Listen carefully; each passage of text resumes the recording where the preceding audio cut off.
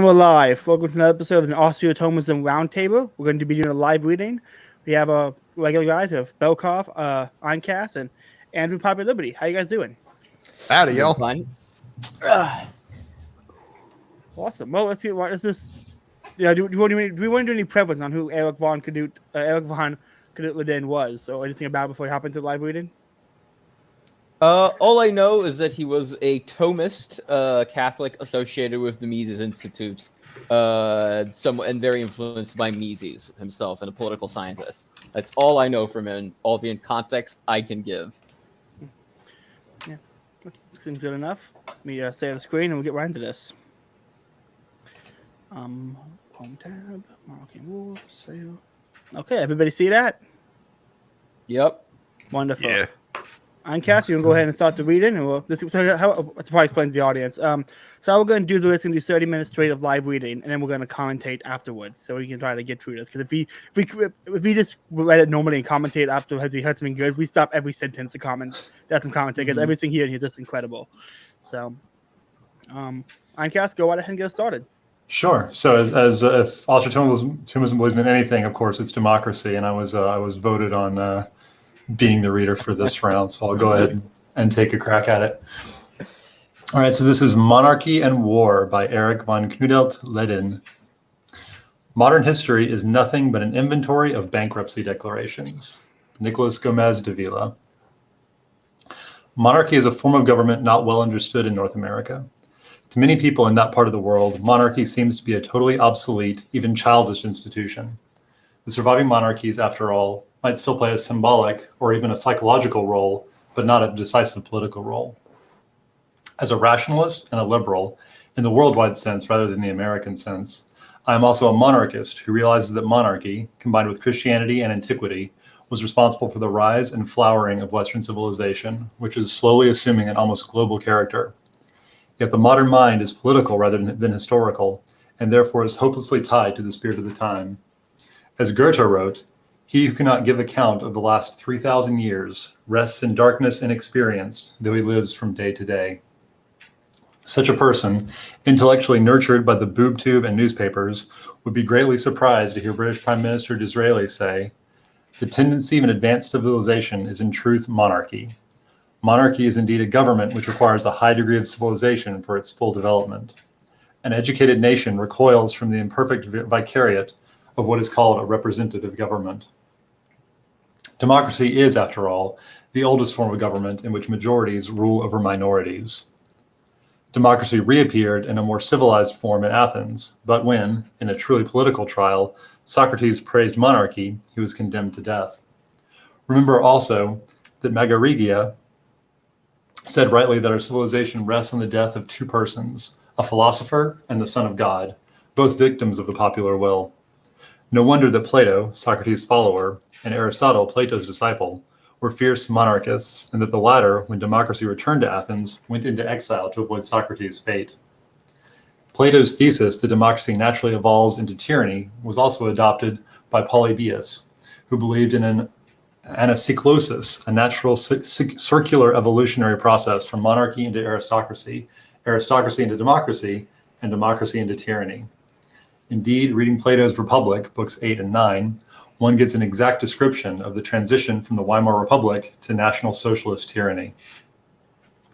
The historically conscious observer realizes not only that countries like Great Britain, Spain, and the Netherlands, which today are monarchies, went through Republican periods, but also that Greece and Mexico, today republics, have already been monarchies twice.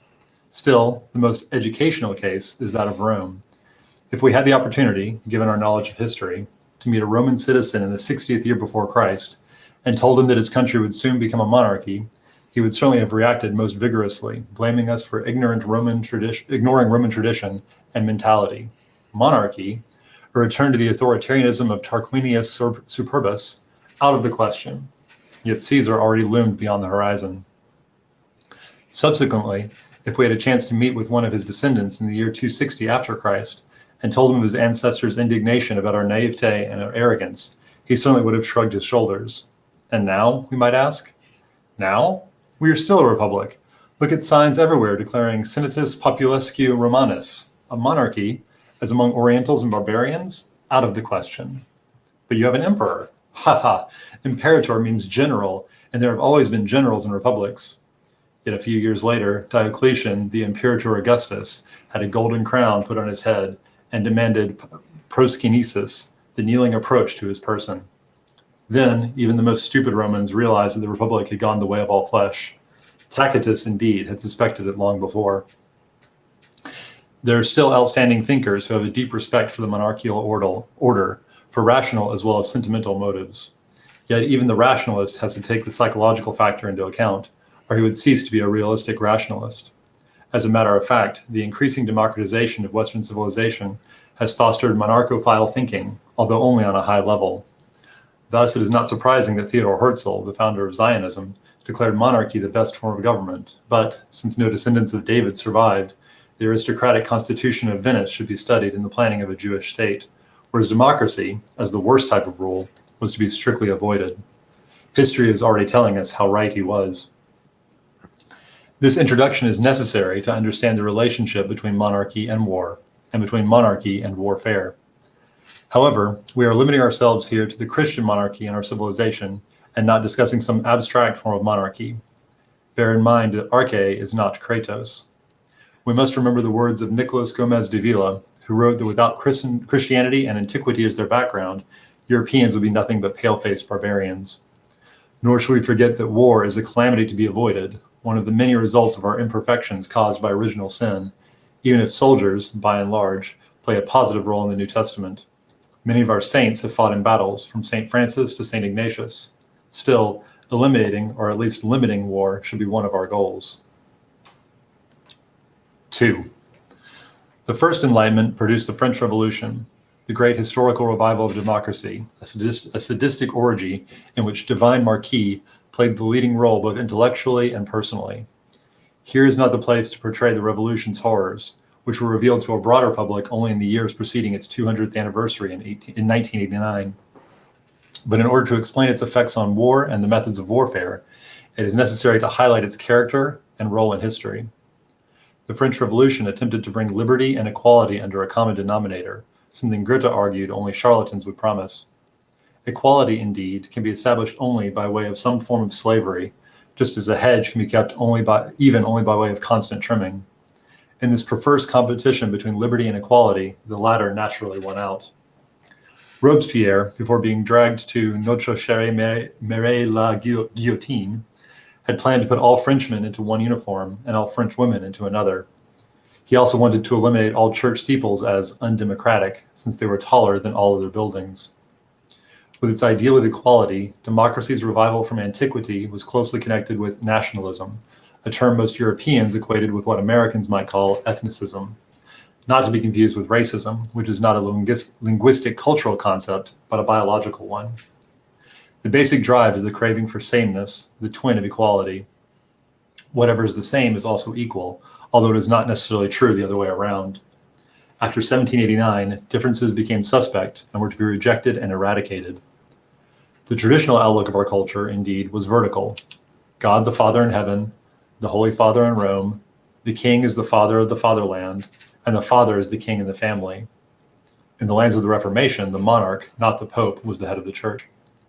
Connected with the fathers were the mothers, from the Regina Coeli down to the queens and the various matriarchs. Following the Revolution, the new order was increasingly flattened until it became horizontal. Of course, the people as such could not rule. Rather, majorities could rule over minorities, so numbers assumed immense importance. Even truth became a matter for majorities, so the bigger majority, the truer the right answer. The ideal was the consent, the affirmation by the majority, which in its ultimate form achieves a totality. Hence we see the totalitarian root of democracy, which stands for the politicization of the entire people.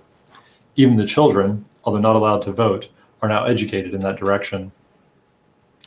It was obvious that the new order could tolerate no estates, and soon the demand arose to eliminate social differences based on wealth and income, as well as those based on birth. In 1794, the popular ire also turned against the rich, and some were guillotined for just that reason. Needless to say, the new horizontalism was in conflict with the Christian tradition, which emphatically does not stand for equality. In the French schoolbooks, one can read, La terreur était terrible mais grand. The terror was terrible but great, which in view of our bottomless human stupidity, one might someday even say about German National Socialism and Russian International Socialism. Most of our contemporaries assume that the victims of the guillotine were largely degenerate aristocrats, and that the final benefits of the revolution were greater than the damages or losses the French suffered. Yet, only a few years before the celebration of its 200th anniversary in 1989, a flood of well-documented books came out which tore the mask away from the face of that godless event. Already in 1986, French deputy Bernard Antony warned the European Parliament in Strasbourg not to celebrate 1789, since it had bred national and international socialism. At about the same time came the revelations of Francois Furet, Simon Schama, and above all, Reynaud Scherer, about whose terrifying volume Professor Jean Meyer wrote that the worst and most nauseating atrocities could not even be mentioned. We are told that in the sadistic orgy, pregnant women were squeezed out in fruit and wine presses, mothers and their children were slowly roasted to death in bakers' ovens, and women's genitals were filled with gunpowder and brought to explosion. We cannot continue to dwell on these unspeakable horrors and should not be surprised that Sade was involved, since his pornographic writings contained long philosophical and anti-religious passages. The infamies and cruelties of the French Revolution were of such a low nature that the national and international socialists seem humanitarians in comparison. The 1989 celebrations of the French Revolution concentrated unilaterally on the Declaration of Human Rights in the shadow of the guillotine, and did not even mention the fall of the Bastille with its most unsavory details. The invention of the guillotine was psychologically a step in a new direction, the mechanization of swift murder. Yet the French Revolution left behind something much worse than the guillotine because it was permanent, a radical change in the nature of wars, which made this human calamity still more expensive as well as intensive, the levée de masse, conscription. 3. The social pyramid in a new horizontalism was now upturned, and quantity, not quality, had its day. Everybody had the same rights, a truly microscopic share in decisions, effective only if it were part of a majority, but also the same obligations. One could vote for a representative, but, in turn, a male had the duty to defend his country, or to participate in its aggressions, which might mean drudgery in barracks, captivity, wounds, mutilation, or even death, a bad deal indeed. The draftee almost ceased to be a real person as he was dragged out of his privacy and became an individual, the meaning of which is only the last indivisible part of a collective whole. Hippolyte Taine described the results of this return to the stage of primitive tribes with these ringing words, taking from his Origine de la Français contemporaine. One puts in the hands of each adult a ballot, but in the back of each shoulder a knapsack, with what promises of massacre and bankruptcy for the 20th century, with what exasperation of ill will and distrust, with what loss of wholesome effort, but what a perversion of productive discoveries, accompanied by what an improvement in the means of destruction, by what recoil towards the inferior and unhealthy forms of the old combative societies, by what a backward step towards egoistic and brutal instincts, towards the sentiments, manner, and morality of ancient cities and barbaric tribes, we know all too well. One of the most immediate and degrading consequences of general military service in time of war was the indoctrination of the draftees. They were in the vast majority innocent, and largely even unwilling, civilians whose enthusiasm for fighting and killing was limited. They were, therefore, taught to hate the enemy, degraded to the point of wickedness and stripped of all virtue.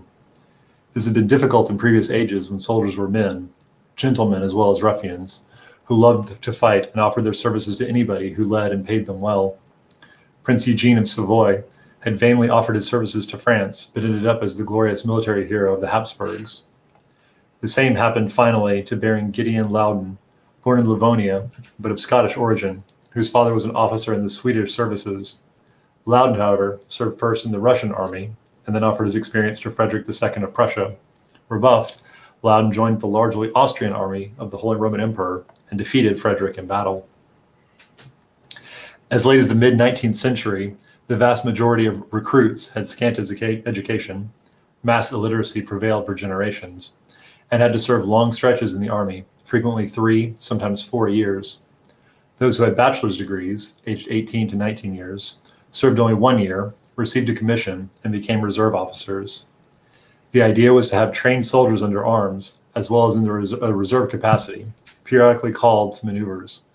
The loss of time was considerable. Yet if one major power adopted that system, it forced other countries on the same continent to keep from being outnumbered to do exactly the same. And since the European monarchies had painfully experienced the numerical superiority of the French armies in the Napoleonic Wars, and as constitutional monarchies were drifting into the democratic cauldron, they too were now victims of a phenomenon called militarism, resulting in the armed horde. England, relying on its splendid isolation, was an exception to the rule, but the United States, politically already a victim of the French school, during the war between the states drafted not only its citizens, but also foreigners on its soil. Although they could not vote, they earned money. Thus, cash was redeemed with blood. Voluntary military service, however, is a different matter. On a lower level, it might rely on a desire to fight. On a higher one, the fascination of army life. And on the highest, the wish to defend one's country or to bring to life a great ideal. In the book from which we quoted Taine, American author Hoffman Nickerson writes, "During the last century and a half, civilization has recreated the armed horde. Previously a rarity, it has become the accepted instrument of any great military effort. It has not, however, come alone. Exactly 150 years ago, in 1789, shortly after the United States had sought to protect itself against democracy by their federal constitution, the French Revolution began. From that time to our day, democratic ideas have come to dominate politics, just as the mass army has dominated war. It is the thesis of this book that the two are inseparably connected with each other, and with a third thing, barbarism." 4. The fact that the monarchs appeared in military uniforms and figured prominently as heads of the army also symbolized the 19th century compromise of monarchy with democracy. The horizontal identitarian order assumed an increasingly national character, and the general tendency moved towards the ethnically unified state. We faced pan-Germanism, pan-Italianism, the Risorgimento movement, even pan-Slavism, which transcended minor ethnic boundaries. Hand in hand with this evolution, we see in the Germanic and Slavic areas the rise of collective gymnastic movements, cultivating a violent nationalistic spirit and manifesting itself in gigantic synchronized performances. This physical training also implied a paramilitary aim to impress the public with numbers. Undoubtedly, we have here one of the psychological roots of National Socialism. The communists too loved synchronized, uniformed mass performances. Horizontalism asserted itself visually. This is part of the 19th century's still mixed transformation. The new ideal, the ethnically uniform state, is more in harmony with militarization for the development of parliamentary institutions than is the ethnically mixed state. Mark Twain has given us an account of the parliamentary life in Vienna, and John Stuart Mill has insisted that democracy is problematic in its multilingual state. No wonder, since totalitarian institutions need linguistic uniformity. Added to this is the fact that the ethnic majority, through its party or parties, seeks to rule democratically, but not in a liberal way, over the minorities. Multilinguality creates enormous difficulties in a parliament as well as in an army. Hence, we observe the hostility of the French Revolution towards the use of non-French languages in the Republic.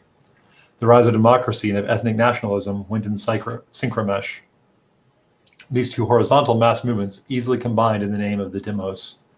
It is significant that the armed forces of the Red German Democratic Republic were the conscripted and ideologically drilled National Volksarmee, the National People's Army, in whose name the term people appears in two forms. Yet when the monarchist nobleman Charles de Gaulle proposed to the socialist Léon Blum to transform the French army into an armée du métier, a purely professional army consisting of volunteers, his plan was immediately rejected as a rightist undemocratic trick. Such an army could be easily mobilized against the people and might develop an esprit de corps which would be fully undemocratic. 5. We spoke already about the indoctrination of draftees, which naturally becomes important in a time of war. An even greater evil is the fact that, since the recruits are taken from the population at large, the people itself has to be indoctrinated, in other words, made to hate the enemy collectively. For this purpose, modern governments invoke the support of the mass media, which then inform the populace about the evil of the enemy, with little or no regard for the truth. The attack stresses the wickedness and inferiority of the hostile nation and the evil deeds committed by its armed forces, which consists of cowards, a low breed recruited from the fiendish people. In the First World War, the Western Allies, being more democratic, were also more skilled in organizing collective hatreds. Taking advantage of the stupidity of the masses everywhere, they could print almost anything, and even the silliest accounts, for instance, that German soldiers cut the hands off Belgian babies, were readily believed. Louis Raymakers, a Dutchman in the service of the Allies, produced incredibly nauseating etchings depicting atrocities committed by the German army. One of the worst showed a naked French girl crucified and spat upon by bespectacled, unshaven German soldiers. Nothing like it was manufactured by the Central Powers. In a memorable book, Georges Bernanos described the idiocies of French war propaganda of the period. According to Bernanos, the French were told that the German bodies in the battlefield had a worse stench than those of the French, and that the Germans were ridiculous cowards who would not dare to interrupt the cozy life of the French poilus in their trenches. It was deceitful propaganda of the worst kind. Yet, during the French mutinies of 1917, entire battalions were decimated, i.e., every 10th man was executed. The war, therefore, was not so entertaining or cozy at all. Naturally, World War I was no longer a cabinet war between monarchs, but already what the Germans call Völkerkrieg, a war between nations, at least up to 1917, when the Russian monarchy fell and made America's entry politically feasible. Then it became an ideological crusade to make the world safe for democracy, as it happened at the end of the 18th century, when France challenged Europe ideologically. It was interesting to see how tensions were different on the two fronts, East and West. In the East, until 1917, it was still a fight among three emperors, which was the reason why the old style there somehow survived and continued on a higher level. It was still a war between gentlemen, a fact evident not only at the front, but also evident in the homelands. In Russia, craftsmen and tradesmen among the prisoners were often released, and until the Bolsheviks took over, they earned money very nicely. Enemy aliens were jailed in Britain, France, Italy, and Germany, but not in Austria. I would stop there since there's only 8. There's only 8 chapters. Yep, I think that's a good spot. Yeah, seems like a good spot to stop. Mm-hmm. Okay, let me close up the tab. Okay, wow. Well, what do you guys think? That was interesting. How I had no idea. Like, I knew the French Revolution was batshit crazy.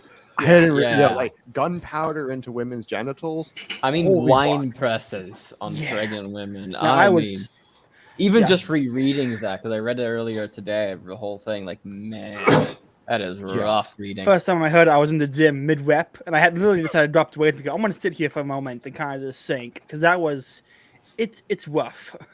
Yeah, great reading, Einkaf, by the way. Oh yeah, very, very well done. It was incredible. In case anyone doesn't know, Notre chère mère la guillotine, which Einkaf read earlier, translates to "Our dear mother the guillotine," which is what Robespierre referred the guillotine as. Yeah, these guys. There's a lot like about the beyond mindset. evil. Yes. Yeah. One of Leddihn had a quote, and it was, I'm going to butcher it, but like, the average man blames all the problems of World War II. The intelligent man blames it all on World War One. The truly educated man blames it all on the French Revolution. Yeah. I was just about to like make that point. Like, holy shit! Like, you know, I tweeted out during this that, wow, the French Revolution was like way more evil than Stalin. Yeah, I mean, they make the Bolsheviks look tame. I mean, that's what he says. It makes the international socialists look like humanitarians, you know? It's just insane. Yeah.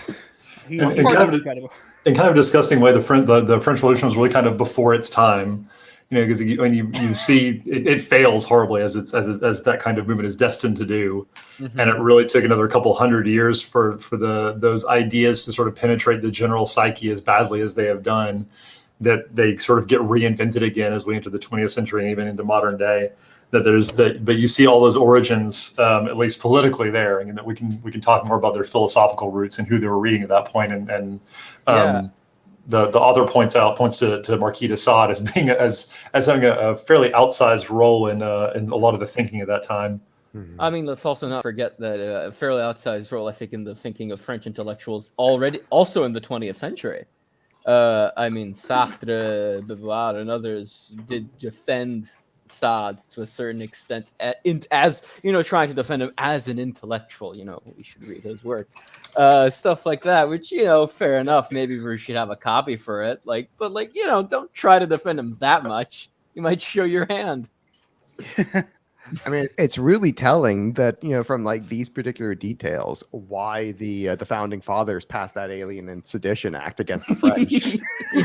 It's like, oh, that's what they were scared of. No, it's like that was why they immediately turned around and said, oh yeah, this free speech thing, fuck that, nah, we're not doing this. It's like whoa, these guys are nuts. And I don't blame them for not getting involved. I don't blame the founding fathers of America for not getting involved in the French Revolution. Yeah, I know a lot about it, but a little bit I didn't hear about like first time I ever really heard about the French Revolution was on from Ben Shapiro on like some show he was doing about how it was the reverse version of the American Revolution, and that's why it's bad. But he didn't go into detail for good reason, I'm guessing. But it's pretty fucked up. Yeah, I have the propaganda. No, I was just saying I have the propaganda version of the French Revolution fairly well known to me because it was given to me at length in school. But yeah, continue on, Kath. It's interesting because it's appropriately contrasted with the American Revolution, and in a historical sense, it really is ideologically the French Revolution is kind of the one that won out over a lot of the so much of the good in the American Revolution. Over time, as the author again pointed out, that the American Revolution tried to fight against the democratic impulses in their construction of the federal government, and ultimately it's sort of failed and given way to the French system. I also want to point out the political thinking, because I was looking up. Bulgakov mentioned the 20th century French thinkers, and Rousseau doesn't get mentioned in this, but certainly he has a profound effect both on the French Revolution and on 20th century French thought. When you look at the neo-Marxists and Marcuse and all the insanity that has grown out of that with the postmodernist movement. Oh, and this is just a funny aside, but there's a great book on the friendship between David Hume and Adam Smith, which is one of the very few friendship between two very famous philosophers. But they were living at the same time as the French Revolution, and one of them was, at one point Hume was in France just after the Revolution, and Hume is famous for being one of the first atheist philosophers, right? And he was really an agnostic himself. So when he was at a dinner there, he was like, only a madman would be an atheist. Like, you can't know that God doesn't exist. Like, you have to admit you're at least agnostic. And at a dinner with 30 other French intellectuals, every other person there was a hardcore atheist, hardcore cult of reason guy. And he was just he himself was just shocked. He was like, I do not belong here. I need to get out now. Yeah, that was something that's talked about a lot in my reading of "They Have Uncrowned Him" by Archbishop Marcel Lefebvre, because he talks about a lot how this was the French Revolution was hardcore atheist. But it's that was a big difference between the American Revolution, where it's okay, they're nutjob Protestants, but they're rebelling because they want to be more nutjob Protestants. Whereas the French Revolution is they don't want to be religious at all. These guys are literally like Stalin and the Nazis, and the commies and the Nazis before their time.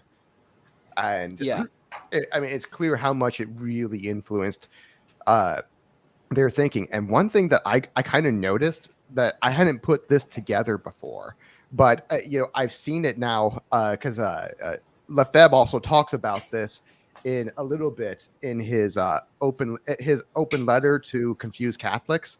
He talks about this language issue of, hey, look, this is he made an argument that really convinced me of the Latin Mass, because before that I hadn't been convinced. And he says, hey, the reason that we all do it in one language is so that we're all on the same page about the ideas. And and the moment you start introducing new languages, that introduces sectarianism. And if you look at all of the places where we had different languages and where the Catholic Church did not enforce Latin, France being one of them, this is where you get all of the worst heresies. England being the England, and the Greek East being the others. And what this author says here, I can't pronounce his name. What he says here is that this is the part of the 19th century's mixed transformation. The new ideal, the ethnically uniform state, is more in harmony with the militarization and for the development of parliamentary institutions than is the ethnically mixed state. Mark Twain has given us an account of the parliamentary life in Vienna, and John Stuart Mill has insisted that democracy is problematic in a multilingual state. No wonder, since totalitarian institutions need linguistic uniformity. Added to this is the fact that the ethnic majority, through its party or parties, seeks to rule democratically, but not in the liberal way over the multilingual minorities. Multilinguality creates enormous difficulties in parliament as well as in an army. And when he had said that, it hit me why the Democrats are trying to push for so many new languages here in America. So this is a power play. It's like I hadn't connected that before. That just as a English speaking American from the middle class, you don't naturally think in that kind of way that I think in a different language. And I wouldn't naturally try to think about oppressing other people who speak a different language than me. It just doesn't naturally occur to me. But in my readings, this historically is not the case. And linguistic differences are a major factor. I mean, this is why we got the East-West schism. This is why we got problems with Martin Luther in Germany. Is why we got problems with the French. Why we got problems with the English. I mean, just look up at the north in Canada. But Quebec has, always had a rebellious streak against the rest of English-speaking Canada all along because they speak French and we're a different person and very different people. And Mises in liberalism actually notes this. I think he's coming at this from an angle of okay, defend democracy. How do we defend democracy? And he goes through a bunch of these points. He doesn't make all of Kuehnelt Leddihn's points, or else he wouldn't have defended democracy. But he's trying to, and he kind of comes to the conclusion that you can't have a multi-ethnic, multilingual democracy. You need to have separate, because or else you're going to have irreconcilable conflict. And democracy is supposed to be a conflict-solving mechanism, so you don't want to have irreconcilable conflict. Yeah, one of the points I really got that always sticks out to me is the whole point about the draft, pretty much, and drafting soldiers and how the effect that had on war. It was a quantity over quality. The effect it had on the soldiers in school, and just the effect the draft had on how war was waged is really, it can't be understated. It's crucial. Go ahead. No, continue on, Kev. I was going to say that the psychological aspect of it is that you can't really get away with having a draft if you don't have a democracy. No one's going to put up with being conscripted to fight in the King's War. But with this idea of democracy, is suddenly you have a voice. You don't really have a voice, but you kind of pretend you have a voice, and therefore you have an obligation. And it's with funny. It, automatically, you have to have this propaganda flowing in immediately. You have to be able to convince people that this thing that you're forcing them to do is, one, the good thing to do, and two, actually their idea. I really like how he, because this is almost another crusade I've been on lately, is against this concept of the individual, which seems to be so incredibly inhuman and toxic. Because he connects it here. He says that the draftee almost ceased to be a real person as he was dragged out of his privacy and became, in quotes, an individual. The meaning of which is only the last indivisible part of a collective whole. It was the individual is just draftee. Drafteeism. What he described individual as being the most smallest part of a whole is just I loved it. I had to wrote it down. It was just it's spot on. Yeah, because you're also removed from all mediating institutions. You're removed from from your local parish, from your family, from your friends, and you're just put in this impersonal machine as a quote unquote individual. Yeah. It's individualism is necessarily drafteeism for that exact reason, that there's no intermediary between you and the powerful people. And that was the whole point of in the natural order, in feudalism and and just like the biblical order, you had one intermediary after another to prevent exactly something like this from taking place. And by liberalism trying to flatten out all of these hierarchies, which is another thing he talks about, you get rid of all of these intermediary institutions who could have defended you. And very much by design. I think that a lot of the point, like you mentioned, the French Revolutions of being a very, very secular is not even the right word. I mean, it is explicitly anti-religious. And like all of these, like every anti-religious movement, it ends up being its own religion. And so you replace the institutions of the church, like when Andrew talks about, why is the Mass in Latin a good idea?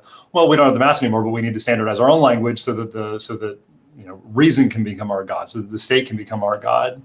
And so explicitly the goal becomes to get rid of all these institutions because we've redefined man in terms of the society. Like the individual is what you are. You are defined in terms of your role in that state. And so any intermediary only serves to reduce your role qua citizen. You are less able to be a tool of the state if you have these institutions that can mediate that interaction. Mm-hmm. I would say I really like. It was very early on. I think it was the first paragraph. He talked about how Western civilization. I can't remember who he quoted, but it was like Western civilization rests on two men falsely convicted, falsely killed by the popular widows around him, a philosopher and the son of God. Yes, I've made that point before in defense of Socrates. A lot of people mock Socrates as being a loser for choosing to go to his death, but I defend that. And I think he brings it up here, and Peter Creed also brings this up. Like Western civilization is built upon Socrates and Caesar. And it's just the parallel between interesting.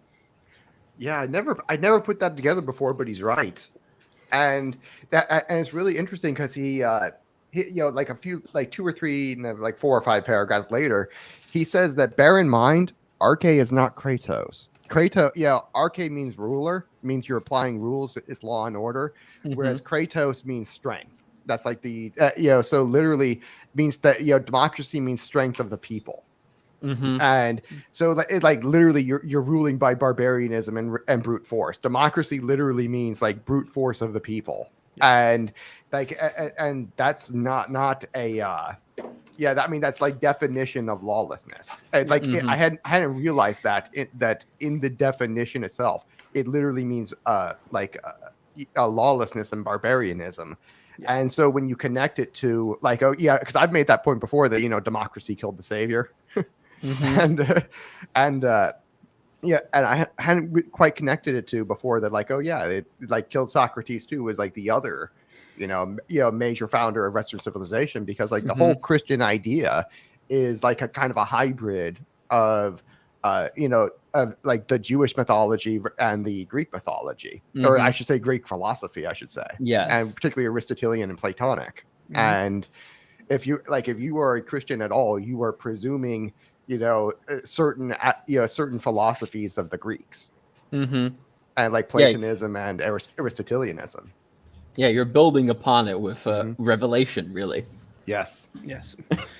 He's let's call him Leddihn. It's one of those guys that every time I read him, I always find something new because he's just absolutely incredible. I mean, he's the fact that I found out about him because I think it was who was it?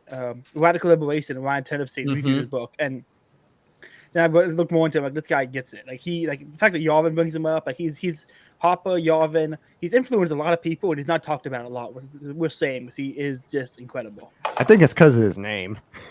It might be. It might also be. I think this actually might be a more pertinent reason is that he's admittedly he admits it. He doesn't hide it. He's very Catholic. Whereas Hoppe is an agnostic, and that appeals to the reactionist blogosphere, for example, rather than a straight-up Thomist, a straight-up Catholic Thomist, And he's a monarchist in an age, like as he fully admits, where monarchism is not really, is sort of, people sort of give you he died in 99, I think it was. He was 90 years old, something like that. But throughout the 20th century, the idea that, monarchy is probably the best system would be, even among libertarian thinkers, is kind of would raise some eyebrows. And it's what the quote right there to tie into that really struck me was when he quoted Goethe about he who cannot give account of the last 3,000 years rests in darkness, inexperienced though he lives day to day. That one is like, I'm so stealing that. It's such a good quote. And especially So, when you start everything- reading about his propaganda part later, and you start saying, "Oh yeah, all these propaganda scandals." The more ones like they were accusing Germans of cutting the hands off of babies. Like, huh? Where have we heard propaganda like that in the last 20 years? And if you had that knowledge of history, if you could appreciate, oh yeah, this is something we've seen before, and it's ultimately the fault of the French Revolution. It's like, okay, yeah, the historical blindness we have, and that someone that is well studied as he is, really reveals that we there's nothing new under the sun, at least in terms of the influence of democracy and I mean, the this Enlightenment. is one of the big points I've been trying to write about lately. I'm going to publish an article with Austro-Thomism on this one eventually about the state's role in spreading schism. And like if you look at all of first millennium politics, when you look at it through like a Machiavellian Burnhamite lens, it all makes so much more sense. Like, oh, this is literally all political footballs. Yes. Yeah, it's like all of these theological disputes, they're real theological disputes, but they're being blown up into these they're making mountains out of what would otherwise be molehills.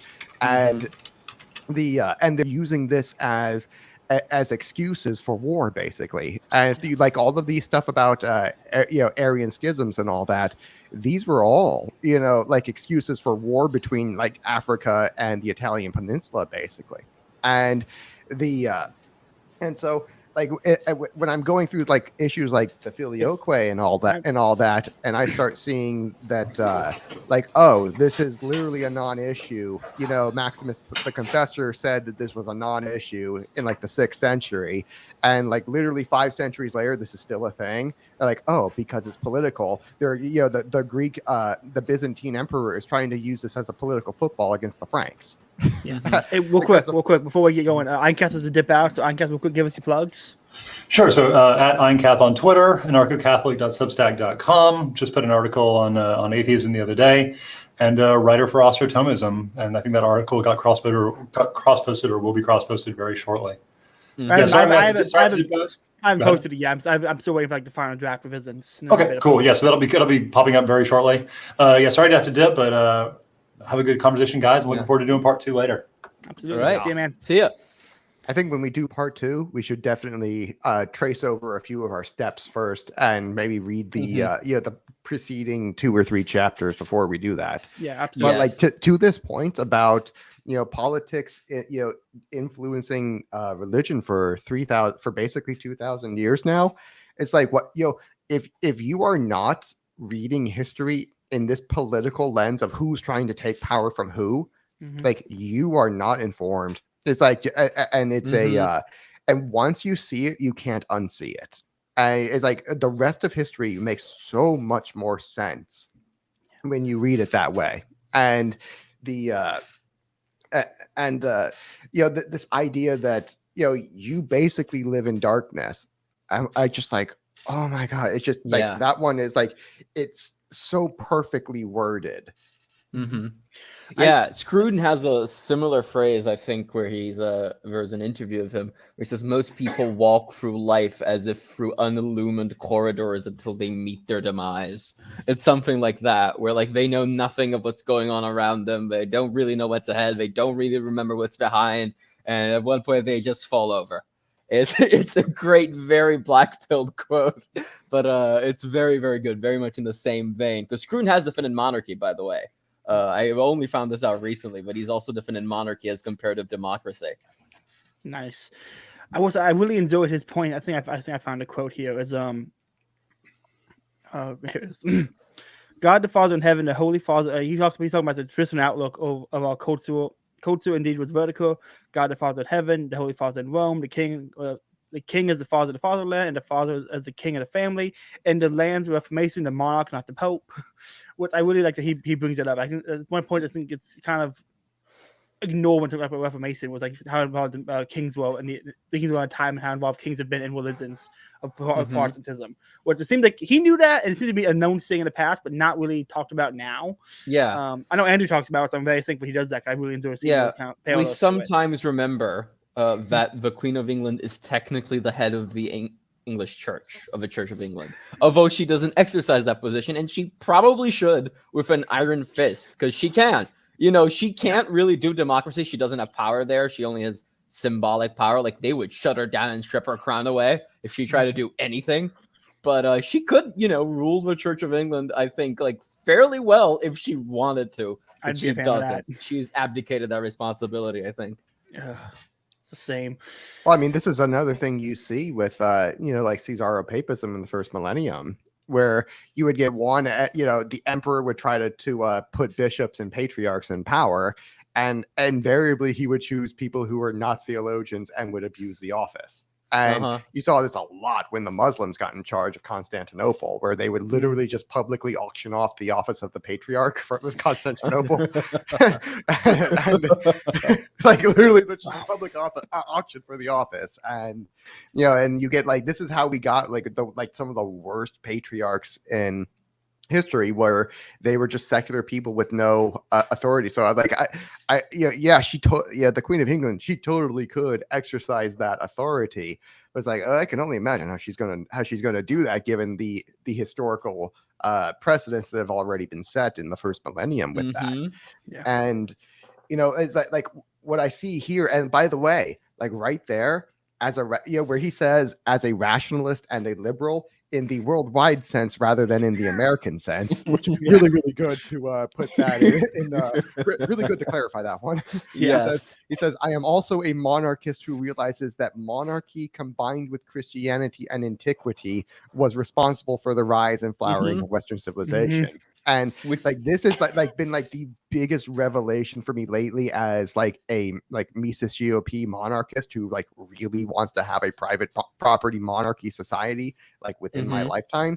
Is oh, you need to tie this, it can't just be you're trying to get a bunch of libertarians or corporations to move there. That's not going to work. You need to be getting all of the Catholic monks and nuns to move there first. Your earliest adopters needs to be the Catholic Church. They're God, how am I going to do that one? He makes a point very strongly that it's Christian monarchies. And in fact, at one point, he has this imaginary dialogue of two Roman citizens, one in before Christ, one after Christ. And they make the point monarchies as among Orientals and barbarians? Ha! It's no way. But it needs to be Christian monarchies. It can't be something else. Yeah. And where he says, oh, yeah, we don't have a king. We have an imperator, which means general. Yeah, we've always had generals.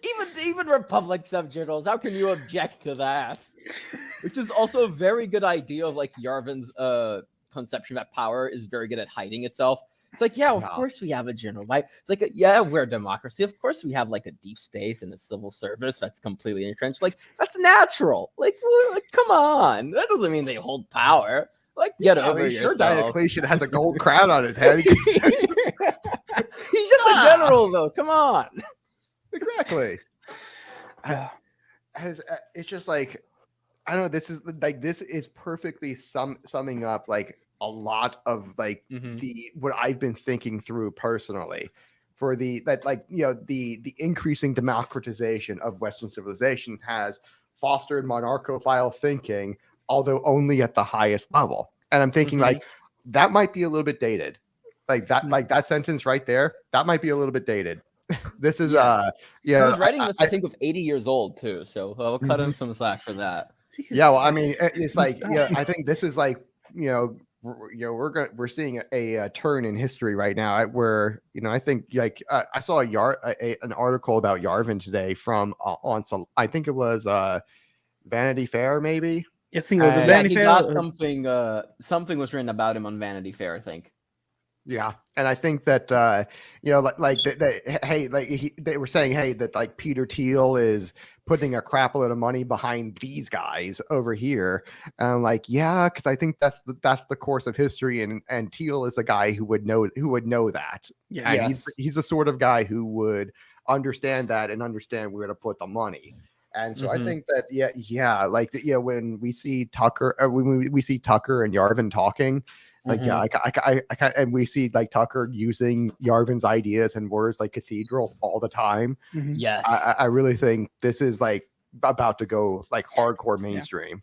I was on a podcast with 2-Bit Jason and Carlos from Los Libertinos 4 days ago. We talked about Yavin, friend of Fed, and it was like, what's going to happen when Yavin blows up, pretty much. Because Jason's point is it's only a matter of time before Yavin ends up on Lex Friedman or Joe Rogan show. Like, he's going to end up on one of the bigger ones. It's a matter of time. Above is going to pop, and we're going to see a lot of new people. A lot of people who are going to claim to be a monarchist and never read anything, but listen to Yavin. I'm happy for him. Bring him in, but it's going to be interesting to see what happens. Yeah, it's gonna be weird. It's gonna be a weird transitional like preference cascade period where people are like, oh no, this thing's like way better, but they're not gonna really know how to approach it. They're gonna have a very surface level understanding of it. One thing you guys just talked about this goes, but as you know, as a rationalist and a liberal, I am a monarchist, is an insane red pill for a normie reading this and with having no acquaintance with any of the subject matter and someone saying I am a liberal, I am a rationalist, ergo I am a monarchist is such a great sentence, just a great like declaration of position. I think he wants to describe himself as an arch liberal who would an arch liberal of the extreme right, which is what Nick Land also describes himself. I love it. He used that exact phrase. He said, I take my position from Kuehnelt Leddihn. I am an arch liberal of the extreme right. Yeah, I'm super excited to continue to cover Leddihn because I wanted to cover him for a while now, but my problem with him is that his ideas are so good. And these things, I can't condense it. There's no way I can really condense his ideas well. This is already condensed, really. Yeah, it's great. I really like. He talks about horizontalism, the making of all hierarchies vertical, not vertical. Sorry, horizontal. The equaling of everyone. How this is explicitly, at least in its origin, not nowadays perhaps, or nowadays it hides it, but in its origins is explicitly anti-religious and anti-Christian, specifically. And it tries to, lack of mediating institutions. I don't think he really gets into that. He sort of implies it here. I think he has other places where he talks more about this, but it's the making of everyone equal as well, and using that to level out Christian feelings and essentially Christian religion really from the populace, and also using, if you have a mass army, you need propaganda. You can't, if you don't have a professional army, you need them to be convinced that this is like a war for extermination, basically. If you lose this, your wives will be raped, your children will be killed, like this, it's over if you lose this, basically. Whereas if it's a professional army, as Hoppe also talks about this in Democracy, God, that failed quite a bit. You can have it doesn't really matter. It's a war between two people with usually some scoundrels, some gentlemen in the army, and it's a war for land and who's going to pay the taxes. And usually, up until maybe the Reformation or something, your religion was not really in danger. After the Reformation, there was some Catholic Protestant conflicts. I will admit, quite a bit actually. But up until that point, and even after that point, up until I think he says the 18th century is the height of civilized warfare before the French Revolution. So up until that point, you have this very civilized way, or the ever increasing civilizing process of war making, and then it just all comes crashing down. Because the mindset, the political structure, the political formula, essentially, of the population, to use Mosca's term that Yarvin stole, is completely different. I can't remember if it was in this one or somebody else. He talked about he once did a debate on on war with some American liberal type, and the guy objected to the way he said the word "a gentleman's war." I can't imagine what a gentleman's war would be. He's like, "Well, of course you can't. You can't. You're not a gentleman. Of course you can't imagine that." Yeah, it's not in your experience. You don't know what it would look like. Yeah, it's it's really I sent this to a few people who I knew were anti-war, but kind of not they're anti-war but not monarchists. I sent this to them yo guys, if you should listen to this. This is I think a lot of them say anti-war but not monarchists. This is a good text for them to read because it's very wars were fought less and better under monarchies, and that's a very important thing to keep in mind. These were not wars of annihilation. Yeah. Which is the point he's making here is that under democracy, when you have when the individual is kind of a fancy term for draftee, it's these are wars of annihilation. These are wars of annihilation. Yeah. That is not something you ever got under monarchy. When the people are the government. Who do you target? You target the government. Exactly. It's and you would try to keep if you were trying to conquer the territory, it was like one for security reasons, or two because like you actually wanted the wealth that it had, so you wouldn't go in and try to destroy the wealth, which is the people. And like that was the thing you would try to avoid if you could. And whereas in democracy, you don't give a damn. And this is where you get like the like Napoleon running through, and this was a like wow, like that, like the French army was way more barbaric than than like the Prussians that they were facing. Yes. I don't have any more notes. Anybody have any final thoughts? Because we're running up on an hour. Let's see. I don't know. Yeah, I think it's interesting that he mentions that really a lot of books and articles came out before the 200th anniversary of French Revolution, sort of giving away the lie of the whole thing. It was interesting that it was only then that really a lot of, I don't know if serious historical revision was carried out from the sort of flowery picture that had been painted of it.